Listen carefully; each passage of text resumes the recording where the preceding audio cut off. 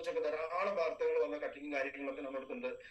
ഇന്ന് ഏറ്റവും കൂടുതൽ മായം ഉള്ള ഒരു പ്രൊഡക്റ്റ് ഏതാണെന്ന് ചോദിച്ചാൽ നിസ്സംശയം പറയാൻ വേണ്ടി പറ്റും, അത് ചായപ്പൊടി തന്നെയാണ്.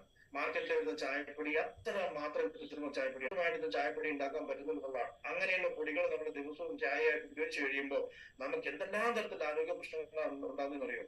പ്രത്യേകിച്ച് നമുക്ക് ദഹനകൃത്യങ്ങൾക്ക് നാശം ഉണ്ടാകുന്നു, ദഹനം ശരിക്കും നടക്കില്ല, നെഞ്ചരിച്ചില് പൂച്ചയെടുക്കുന്ന പോലത്തെ പ്രശ്നങ്ങൾ ഉണ്ടാകുന്നു. അപ്പോൾ നിരവധിയായ ആരോഗ്യ പ്രശ്നങ്ങളാണ് അതിലൂടെ. പിന്നെ വിശപ്പുണ്ടാവില്ല, ഭക്ഷണം വേണ്ട, പിന്നെ ചായ കുടിക്കുന്നവർക്ക് പിന്നെ വേറെ ഭക്ഷണമൊന്നും വേണ്ട, ആ രീതിയിലേക്ക് കാര്യങ്ങൾ പോകുന്ന ഒരു അവസ്ഥയാണ്. അപ്പൊ അത് തികച്ചും വ്യത്യസ്തമായിട്ട് നമ്മുടെ ചായപ്പൊടി ഉപയോഗിച്ചിട്ട് നമ്മുടെ ചായ ഒരു പ്രാവശ്യം ഉപയോഗിച്ച് കഴിഞ്ഞാൽ ഒരു കുറച്ച് ദിവസം നമ്മുടെ ചായപ്പൊടി ഉപയോഗിച്ച് കഴിഞ്ഞാൽ പിന്നെ നമുക്കൊരു ചായ കിട്ടുമ്പോഴാണ് നമുക്ക് അതിന്റെ വ്യത്യാസം മനസ്സിലാവുക.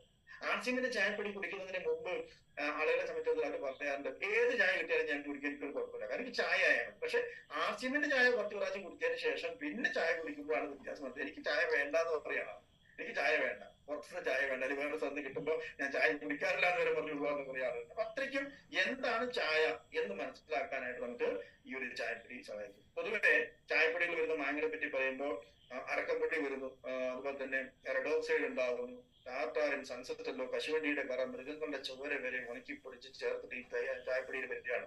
നല്ല നിറവും കടുപ്പവും കിട്ടാൻ വേണ്ടിയിട്ടാണ് ഇങ്ങനെയുള്ള കൃത്രിമമായിട്ടുള്ള വസ്തുക്കൾ ചേർക്കുന്നത്.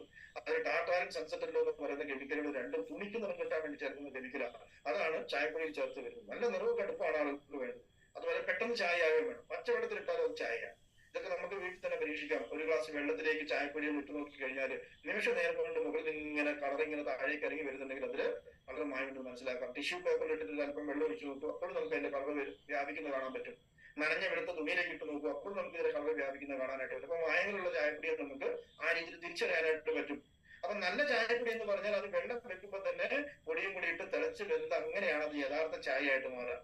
അപ്പൊ ആ രീതിയിൽ നമുക്ക് രണ്ട് ചായപ്പൊടി, അത്രയേറെ പ്രത്യേകത രണ്ട് ചായപ്പൊടിയാണ് നമ്മുടെ ആർസിമിക് ചായപ്പൊടി. പിന്നെ അത് കഴിഞ്ഞിട്ട് ഒരുപക്ഷെ എല്ലാവരും ചായ എല്ലാത്തിനും കാപ്പി പിടിക്കും. നമ്മുടെ കാപ്പിയെ സംബന്ധിച്ചിടത്തോളം 100% ഇൻസ്റ്റന്റ് കോഫിയാണ്. നമ്മള് പല ആളുകളും എനിക്കറിയാം, വയനാട്ടിലേക്ക് പോകുന്ന സമയത്ത് വയനാട്ടിൽ ഇങ്ങനെ കാപ്പി സ്പോട്ടിൽ ഇങ്ങനെ വറുത്ത് പിടിച്ചു കൊടുക്കുന്ന ഒരു സ്ഥലങ്ങളൊക്കെ പല സ്ഥലങ്ങളുണ്ട്. അപ്പൊ അവിടെ നമുക്ക് വയനാട്ടിലേക്ക് പോകുമ്പോൾ കുറെ പേര് തൈര് വാങ്ങി വരും, അതുപോലെ തന്നെ കാപ്പി പൊടിയൊക്കെ വാങ്ങി വരുന്നത് ഞാൻ കണ്ടിട്ടുണ്ട്. വീട്ടിൽ സ്വന്തമായിട്ട് കാപ്പിക്ക് ഉള്ളവര് കാപ്പിയൊക്കെ വറുത്ത് പിടിച്ചിട്ട് അതിൽ ജീരകം, ഉലുവ പോലെയുള്ള സാധനങ്ങളൊക്കെ ടേസ്റ്റിന് ചേർത്തുകൊണ്ട് അത്തരത്തിലൊക്കെ കാപ്പി പലതരത്തിൽ ഉപയോഗിക്കുന്നവരുണ്ട്. പക്ഷെ നമ്മുടെ കാപ്പിയുടെ പ്രത്യേകത എന്താണെന്ന് വെച്ചാൽ ഇത് 100% ഇൻസ്റ്റന്റ് കോഫി എന്ന് പറയുമ്പോൾ ഇതില് ചിക്കരി ഒന്നും ചേരുന്നില്ല, ഇത് കോഫി തന്നെയാണ്. ഏറ്റവും ക്വാളിറ്റി ഉള്ള കാപ്പിപ്പൊടി. ഇതെങ്ങനെയാ പൊടിക്കുന്നത്? പൾപ്പ് ആക്കിയിട്ട് ഉണക്കിയെടുക്കുകയാണ്.